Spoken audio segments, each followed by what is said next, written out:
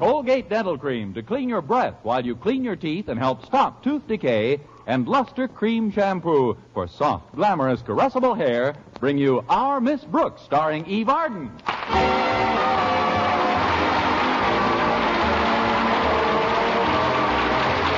It's time once again for another comedy episode of Our Miss Brooks under the direction of Al Lewis. Well, most of us have already made our plans for celebrating Thanksgiving. But our Miss Brooks, who teaches English at Madison High School, hadn't given it much thought up until last Friday morning when she sat down to breakfast with her landlady. Well, it's only 6 more days till Thanksgiving, Mrs. Davis. I can hardly believe it, Connie. A whole year has gone by since last Thanksgiving. Isn't it awful? The years do that every year. It seems like yesterday that I was preparing our last Thanksgiving dinner. We didn't have very much money to spend on our shopping, but we celebrated just the same. Oh, I'll never forget that meal, Mrs. Davis. A whole roast stuffed pepper. I feel very badly about not being able to spend Thanksgiving with you this year, Connie, but I've accepted an invitation from my sister Angela. Oh, that's all right, Mrs. Davis. I'd ask you to join me at her place, but she hasn't been at all well lately. So we're just having the immediate family, my brother Victor and myself. Oh, poor Angela. It seems the older she gets, the more absent-minded she gets. Yes, you've mentioned it to me, Mrs. Davis. Lately, she's been worse than ever. Why, sometimes she can be talking right along and suddenly, right in the middle of a sentence... Yes? Right in the middle of a sentence? Right in the middle of a sentence. Right in the middle of a sentence what? Right in the middle of a sentence what? You've been seeing a little too much of Angela. Angela? She's your brother Victor's absent-minded sister. But don't worry about my holiday, Mrs. Davis. I'll get my pearly teeth into something on Thanksgiving Day. How about Mr. Boynton? Yum, yum. Oh, you mean spending the day with him? Well, he hasn't asked me as yet, but I'll toss him a hint at school today. I'm certain that he'll invite you out, Connie, and then you can be sure of your turkey and all the trimmings. I don't know about the turkey, but if Mr. Boynton and I eat out, I'm a cinch to take my usual trimming. Does Mr. Boynton always insist on going Dutch, Connie? I wouldn't say that, Mrs. Davis. It's just a coincidence that I'm buying him a pair of wooden shoes for Christmas. Oh, but why worry about it now? As Madison's star athlete Stretch Snodgrass told me in English class the other day, live good in the present, the future never done nothing to nobody. Oh, Stretch is a nice kid, though. He seemed genuinely concerned about my spending Thanksgiving alone.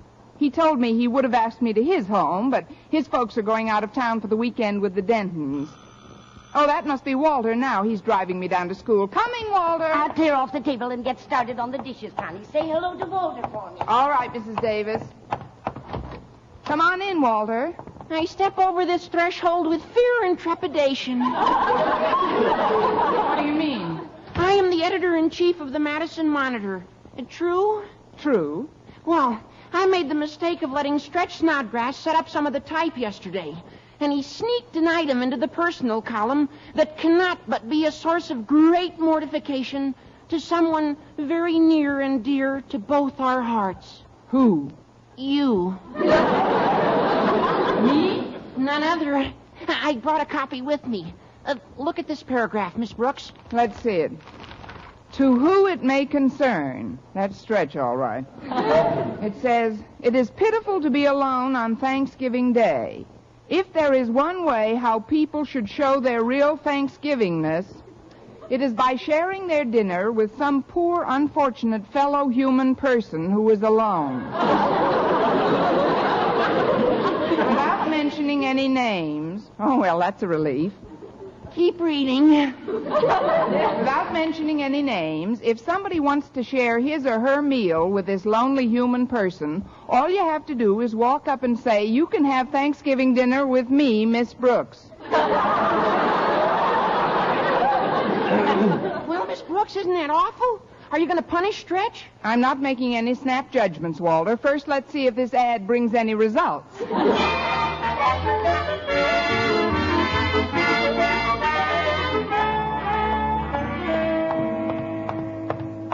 Excuse me, Miss Brooks, but I'd like to talk to you before you go into your classroom. I think that might be arranged, Mr. Boynton. I just read this rather peculiar notice in the school paper, and I wondered... Oh, that's a little prank that Stretch played on me, Mr. Boynton. Just pay a lot of attention to it.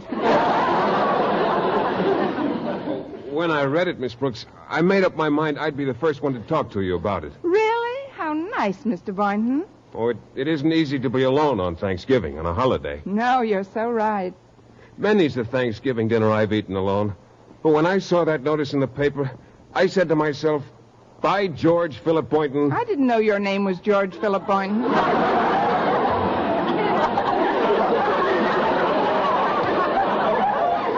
It is, and that's just an expression I use. As I was saying, I said to myself, this is one Thanksgiving you don't have to eat alone. Now, what I want to ask you isn't easy for me, Miss Brooks. Maybe I can help. I promise not to order anything over $1.50. Please continue. Since I saw that paragraph in the Monitor, I wondered if... I'll make it $1 even, and I'll leave the tip. Please, Mr. Boynton, just ask me what you want to. All right, I will. Good. Miss Brooks, if that notice brings you more than one invitation to dinner, could I make use of the extra one?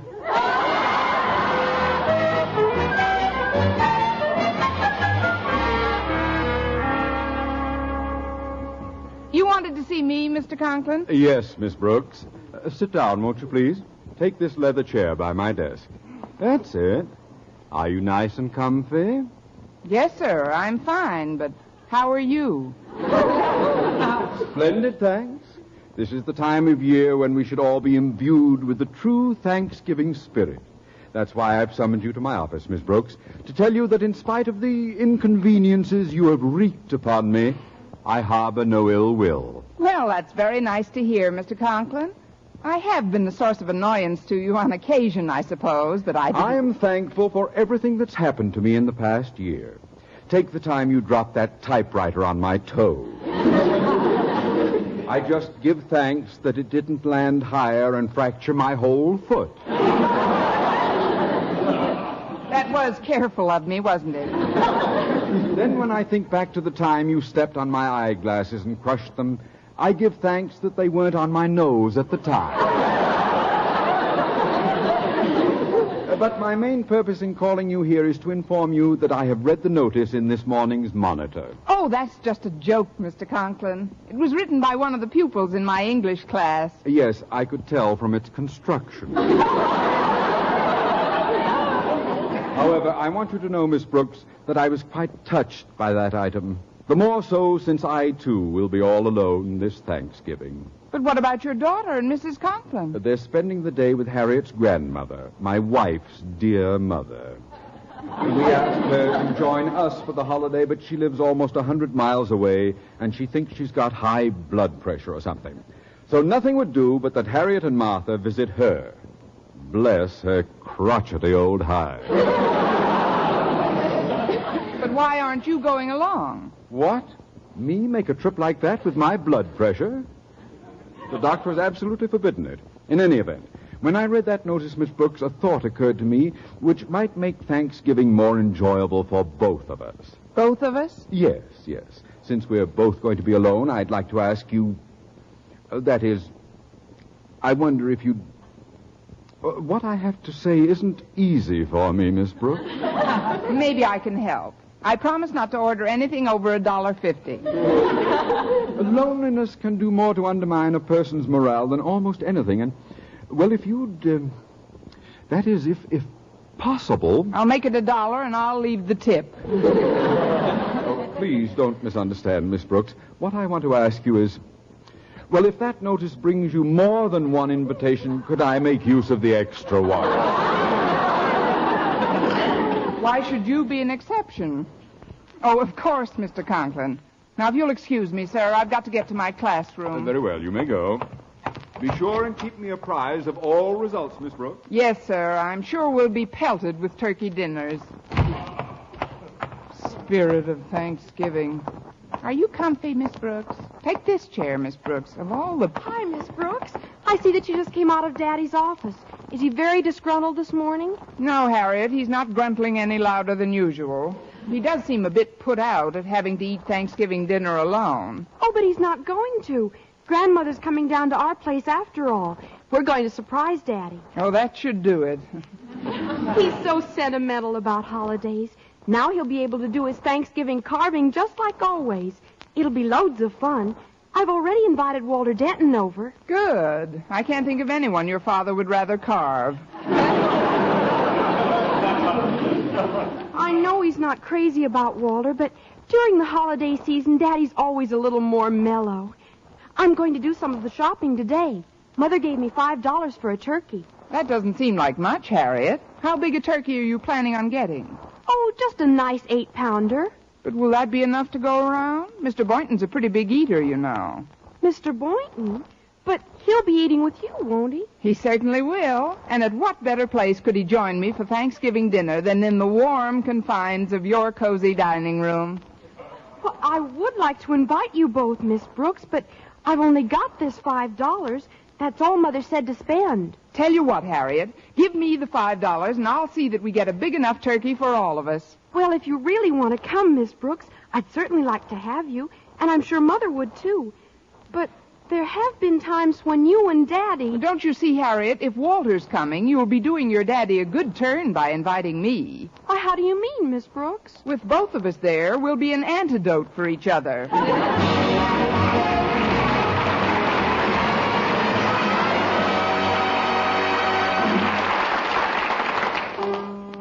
Brush your teeth with Colgate. Colgate Dental Cream. It cleans your breath. Water toothpaste. Water cleans your teeth. Colgate toothpaste. Cleans your breath. Water toothpaste. Water cleans your teeth. Colgate Dental Cream cleans your breath while it cleans your teeth. And the Colgate way stops tooth decay best. More than 2 years' research showed the Colgate way of brushing teeth right after eating helps stop more decay for more people than ever before reported in dentifrice history. Yes, the Colgate way stops tooth decay best. Better than any other home method of oral hygiene. No other dentifrice, ammoniated or not, has proof of such results. And you should know that Colgate's, while not mentioned by name, was the one and only toothpaste used in the research on tooth decay recently reported in Reader's Digest. So always follow the Colgate way to clean your breath while you clean your teeth. And stop tooth decay best. Brush your teeth with Colgate. Colgate Dental Cream. It cleans your breath. Water toothpaste. Water cleans your teeth. And the Colgate way stops tooth decay best.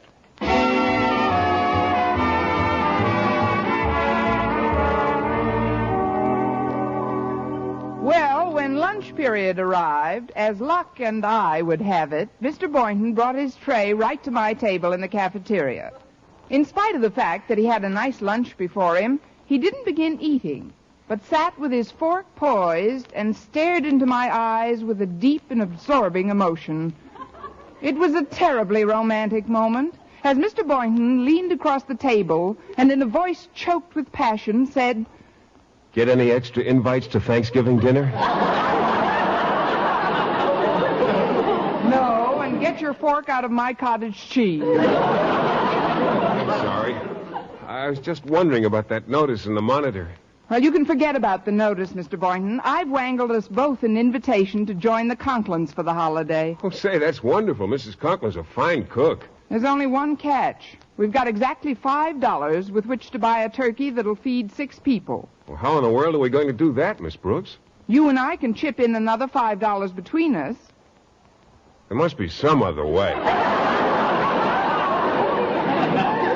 Well, there isn't. Not unless I put up the entire amount, and I can't unless I pawn my earrings again. Oh, but Miss Brooks... I wouldn't care if I hadn't had my ears pierced. You have no idea how drafty my lobes get in November. Please, Miss Brooks, you won't have to pawn anything. There is a way we can get a good-sized young turkey very reasonably. How? By merely eliminating the butcher. What do we do, buy the turkey from his parents? Don't you see, Miss Brooks, we have to go after a live turkey. Well, they're much cheaper than in the stores. Why, we can probably pick one up for even less than $5. Well, there's nothing to it. Of course not. All we have to do is find a young turkey who hasn't learned the value of money. Once we get a good one, we can kill it ourselves, pluck the feathers, clean it, and dress it. There must be some other way. Believe me, this will work, Miss Brooks. I know a place about 20 miles from here. A fellow named Tobin has a turkey farm. We'll drive out after school and see what he's got. Say, it might be fun at that. A nice drive in the country. Well, sure. The fresh air will be good for all of us. All of us? You, me, and my pet frog, McDougal. Well, he hasn't been at all well lately, Miss Brooks. What's the trouble? He can't seem to sleep. Maybe he reads too late. I mean, where's he been sleeping? Oh, his usual place, on a newspaper in his cage. Well, there's your answer. How can anybody sleep with the news that's in the paper nowadays?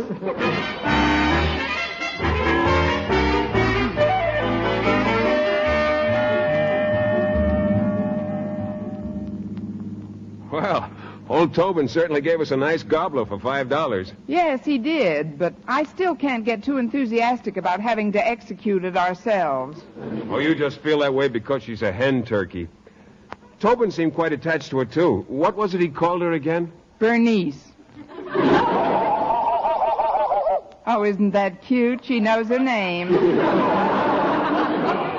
Oh, that's nothing. Mac knows his name, too. Your frog? Of course. His cage is right beside you on the seat. Just pick it up and call to him. Oh, that's ridiculous, Mr. Boynton. I'm not going to start any conversations with McDougal.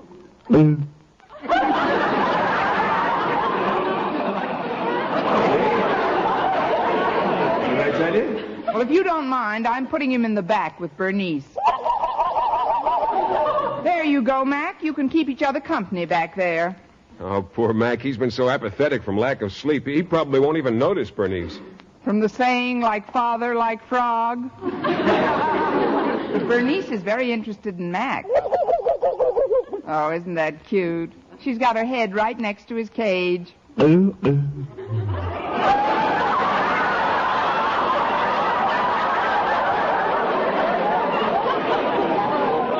What in the world is Mac doing? You have just heard the frog's version of a wolf whistle.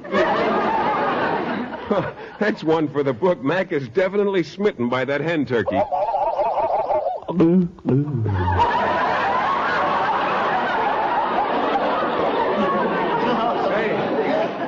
Say, what's going on in the back seat now, Miss Brooks? Something that should be going on in the front seat.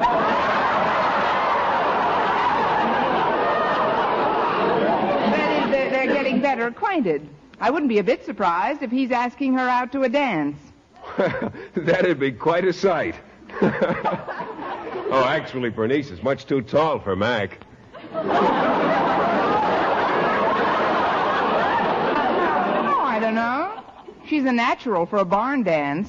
Do-si-do, now I ain't bluffing. Dance too hard and you'll lose your stuffing. Oh, calm down, Bernice. I was just kidding. Now that we've got her, Miss Brooks, where are we supposed to take the turkey? To the Conklin's backyard. Mr. and Mrs. Conklin are attending a tea party, so it won't spoil Mr. Conklin's surprise. Will Harriet be there to give us a hand? Uh-huh, and so will Walter. He's bringing his AXE.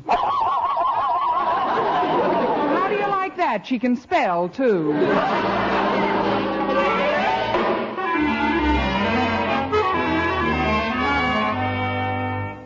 Careful with his crate, Walter. There's a slat loose on the side. Yeah, I got it, Mr. Boynton.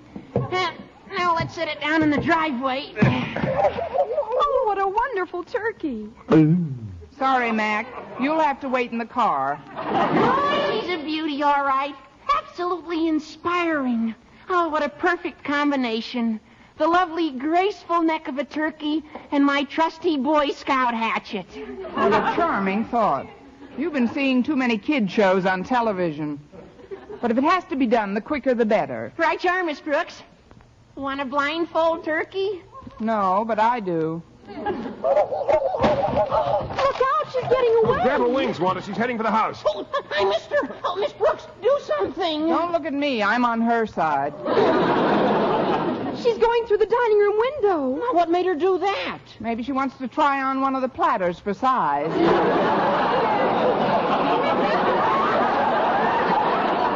We've got to get her out of there before Daddy comes home. We want this to be a surprise. Come on in the side door.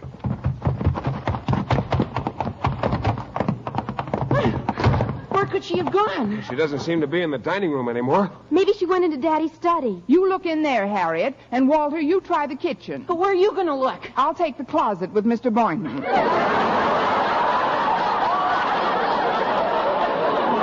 You kids go ahead. But, Miss Brooks, you don't think the turkey really went into the closet, do you? Who knows? It shouldn't take us more than 20 minutes to find out. I think the turkey's definitely in this study somewhere. Take a look behind the couch, Walter. Okay, Harriet. I'll sneak up on the little beauty with the stealth of a barefoot pilgrim. That might be Daddy. He always forgets his key. Walter, you stay put behind that couch. Miss Brooks, Mr. Boynton, follow me. Where are you going to hide us? In this clothes closet right across the hall. Quick, Miss Brooks, get in. Okay. Be right there.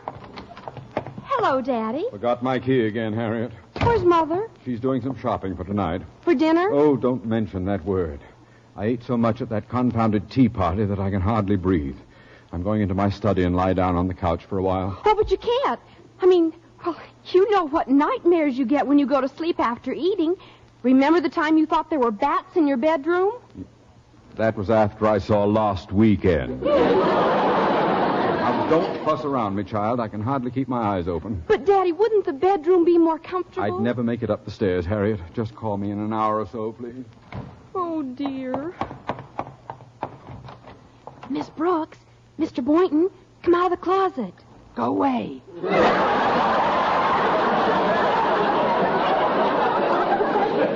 Did I hear your father say he was going to take a nap in the study, Harriet? That's right, Mr. Boynton. And I'm almost positive the turkey's in there. Well, we can't be sure. I'm going to look around the back of the house. Okay, Mr. Boynton. Miss Brooks, let's tiptoe up to the study door and listen.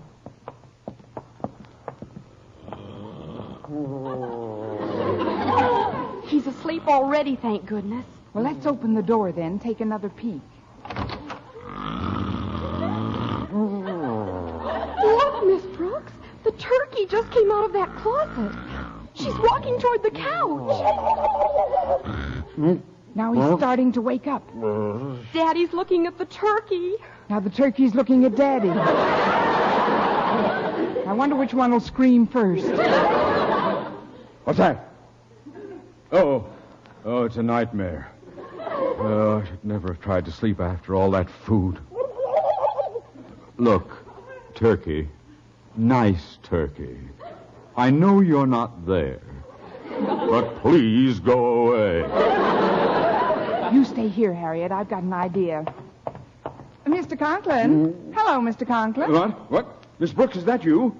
Are you really here? What's the difference as long as it's a nightmare? I heard you moaning in your sleep, sir, and I thought maybe... Never mind what you thought.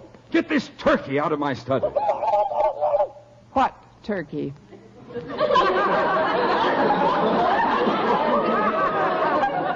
What turkey?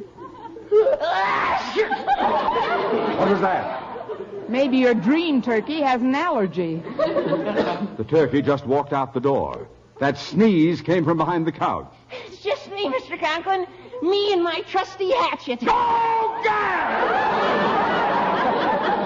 Dream or no dream, boy, there's no reason to go berserk. We've had our differences, surely. But deep down in my heart, I've always had a warm spot for you.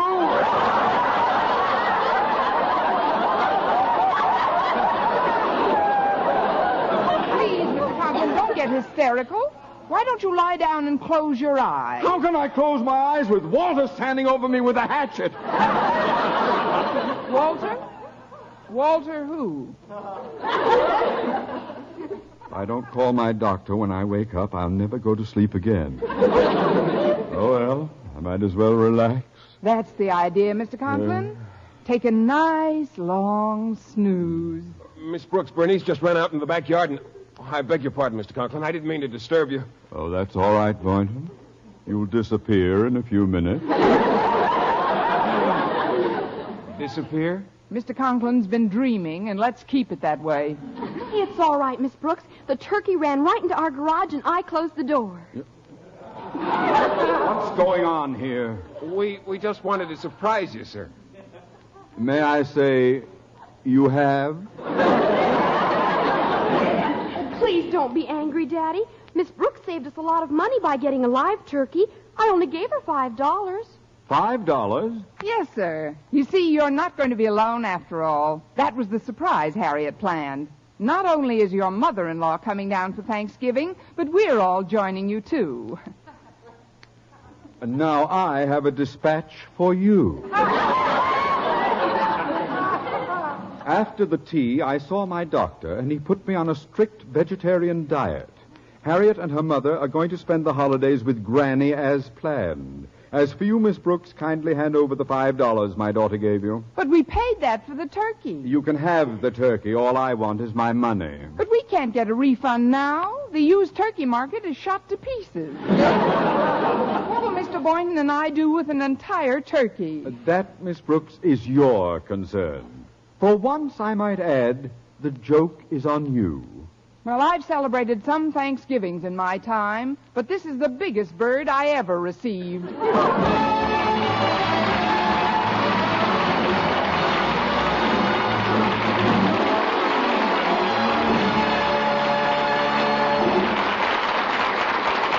Arden returns in just a moment, but first... Dream girl, beautiful luster cream girl. Tonight? Yes, tonight. Show him how much lovelier your hair can look after a Luster Cream shampoo. Luster Cream, world's finest shampoo. No other shampoo in the world gives you Kay Daumit's magic blend of secret ingredients plus gentle lanolin.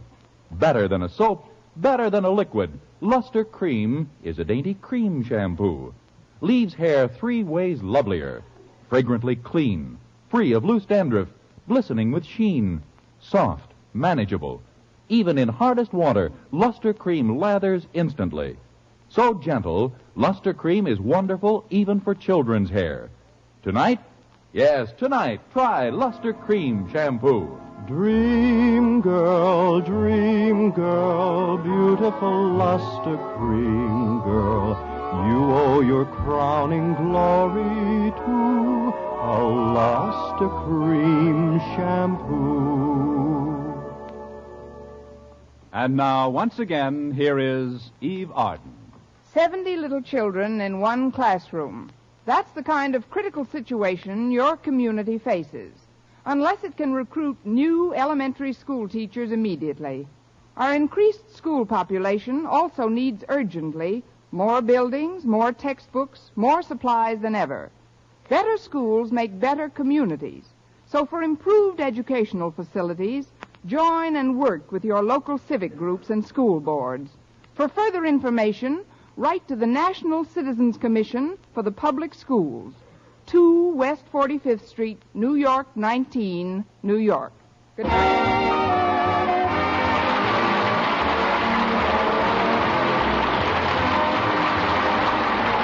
This is Vern Smith reminding you to tune in next week to another Our Miss Brooks show, brought to you by Luster Cream Shampoo for soft, glamorous, caressable hair, and Colgate Dental Cream to clean your breath while you clean your teeth and help stop tooth decay. Our Miss Brooks, starring Eve Arden, is produced by Larry Burns, written by Al Lewis, with the music of Wilbur Hatch. Mr. Boynton is played by Jeff Chandler, Mr. Conklin by Gail Gordon. Others in tonight's cast were Jane Morgan, Dick Crenna, and Gloria Macmillan.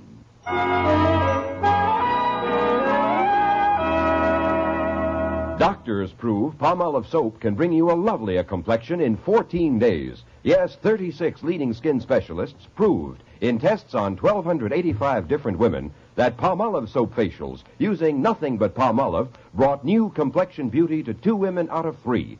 Just wash your face 3 times daily with Palmolive soap, each time for 60 seconds, massaging Palmolive's beauty lather onto your skin. Then rinse and pat dry. So start your Palmolive facials today. Remember, doctors prove Palmolive soap can bring you a lovelier complexion in 14 days.